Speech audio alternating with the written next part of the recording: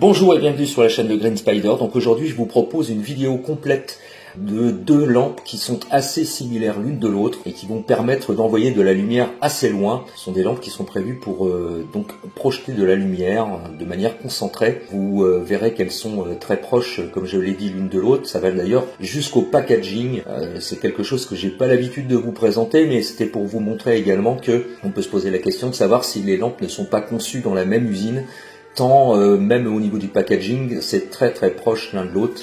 Même s'il y a des cahiers des charges qui sont bien entendu spécifiques à chaque marque, on peut s'apercevoir que c'est quand même l'impression que c'est quelque chose qui a été conçu au même endroit. Donc au niveau de ce que je vais vous présenter, vous verrez, il y aura à la fois la présentation d'abord de la Wurkos et puis ensuite de la Sofirn pour vous montrer un petit peu les différences. Et puis ensuite, bien sûr, des vidéos en milieu naturel pour que vous puissiez voir exactement comment ça se comporte. La Sofirn ou la Wurkos sont très proches au niveau de la conception. On est sur deux lampes qui sont assez bien conçues, très bien finies et surtout très proches, hormis quelques différences particulières et notamment au niveau de la manière dont on va pouvoir allumer les lampes. Alors sur la Wurkos, ça va s'exécuter d'abord par l'action du bouton qui est à l'extrémité de la lampe et puis ensuite on pourra changer les modes, notamment sur la tête, à proximité de la tête de la lampe avec un interrupteur qui va permettre de successivement changer les modes plus faibles au plus fort en passant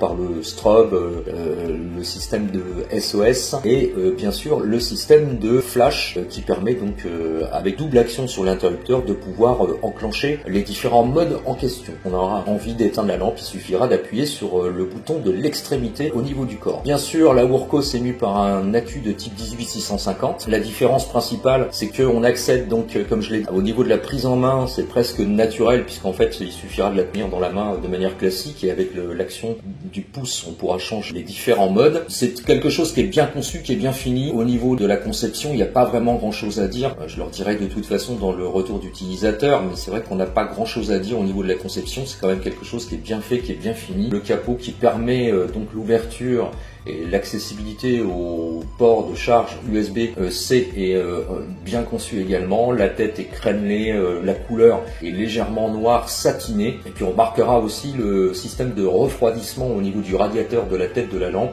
qui est assez prononcé, tout comme les cannelures qui sont sur l'ensemble du corps. Et puis par contre on retrouvera un bouton à l'extrémité, un capuchon qui est quand même plus conventionnel, on va dire. Voilà au niveau de la conception. Et puis la lentille, rien à dire non plus de particulier, c'est une grosse lentille et qui va permettre avec un effet de loupe de projeter le faisceau dans une longue distance. Comme toujours, je vous laisserai de toute façon juste après, une fois qu'on aura montré l'une et l'autre, je vous laisserai bien sûr tankard pour que vous puissiez voir au niveau de la nomenclature les différences de puissance en fonction de l'une et de l'autre. Concernant la Sofirn maintenant, c'est qu'au niveau de la définition c'est un petit peu différent. Ce qui en fait vraiment la différence, c'est au niveau des boutons, puisque là il faudra impérativement tenir la lampe dans la main pleinement et actionner le bouton, l'interrupteur principal et l'interrupteur secondaire, qui va d'ailleurs avoir deux fonctions, à la fois pour allumer la lampe et ensuite pour changer les modes. Mais on aura, à la différence de la Wurkos où pour accéder par exemple le strobe, il fallait successivement appuyer 3 fois sur l'interrupteur, le strobe là pourra être actionné directement depuis le tout un petit interrupteur qui se trouve à côté du plus gros, et ce sans être obligé d'allumer la lampe directement. Bien sûr on peut toujours actionner de manière temporaire l'interrupteur principal à mi-course de manière à avoir le dernier mode qui est sélectionné, puisque comme toujours, que ce soit sur la Wurkos ou la Sofirn, le dernier mode est sélectionné, est enregistré et donc mémorisé, donc lorsque la lampe sera de nouveau allumée, ça tombera sur le dernier mode. Au niveau de l'architecture, c'est un petit peu différent, la tête est moins prononcée au niveau des cannelures et des choses comme ça. Alors ça s'explique sans doute parce que l'interrupteur est à l'extrémité, donc il n'y avait pas nécessairement besoin d'avoir une tête grosse, plus définie. Donc l'interrupteur, que ce soit le petit ou le plus gros, fonctionne sans aucun souci, il n'y a pas de problème. Effectivement, l'interface différente, c'est de jongler entre le petit interrupteur et le plus gros interrupteur de façon à permettre de changer les modes au niveau des éclairages. C'est pareil, on retrouvera les mêmes choses, c'est-à-dire le minimum, le moyen, le fort, le mode turbo, le mode strobe, le mode de OS et le mode de, bien sûr, flash, que ce soit sur la Sofirn ou sur la Wurkos c'est exactement la même chose. Par contre, au niveau de la tête, c'est un petit peu différent et je vais vous laisser des encarts pour que vous puissiez voir, y compris pour l'accessibilité bien sûr, au niveau du système de rechargement sur la Sofirn, puisque là, il faudra passer en dévissant sous la tête bague qui va permettre de découvrir un port USB-C de manière à pouvoir recharger la lampe, ce qui est quand même différent de la Wurkos puisqu'on avait un simple capuchon en plastique. Là, c'est avec une grosse bague qui se dévisse sous la tête. Je vous laisse en compagnie de quelques vidéos qui ont été prises en milieu extérieur. Je vais vous laisser regarder ça à tête reposée. Je vais faire en sorte de ne pas parler. Je vais vous laisser ça avec un peu de musique, de manière à ce que vous puissiez voir les différences. Alors pour les vidéos qui sont verticales, à gauche, vous aurez toujours en référence la Wurkos et à droite, vous aurez toujours la référence de la Sofirn, de manière à ce que vous puissiez voir aux mêmes endroits les différences notables avec les éclairages. À tout à l'heure.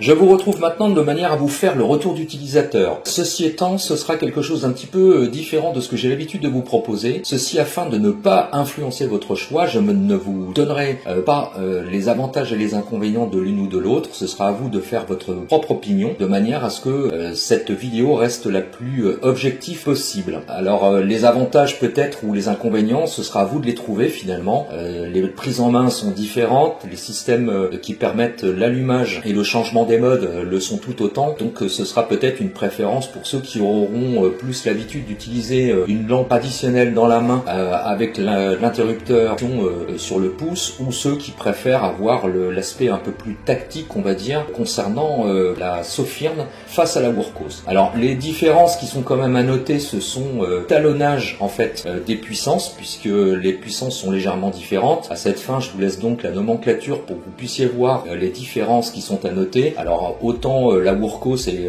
légèrement plus puissante, la Sofirn un peu moins. Par contre, on gagne un peu durée au niveau de l'autonomie sur la Sofirn. Donc, ce sera à vous de faire un compromis peut-être. Ceci étant, au niveau de la taille, des dimensions, on est quasiment sur la même chose, hormis la couronne, la tête crénelée qui dépasse de 5 mm de plus sur la Wurkos que sur la Sofirn. Est-ce que c'est véritablement important? Pas vraiment. Aucune des deux ne tient en chandelle, donc il n'y aura pas la possibilité de les poser directement sur une surface plane à la verticale, pouvoir éclairer dans une pièce, donc il n'y a aucun avantage que ce soit sur l'une ou sur l'autre. L'accessibilité au niveau des boutons, même si l'un est un tout petit peu plus petit sur la Sofirn par exemple que sur la Wurkos, ça ne gêne en rien l'utilisation, donc ce sera à vous de faire votre choix concernant préférence. Je espère que ce format vous aura plu. Si vous avez des questions ou des commentaires, n'hésitez pas, c'est en bas que ça se passe par message privé. Je vous dis à très bientôt, et d'ici là comme toujours, portez-vous bien et surtout carpe diem. Salut.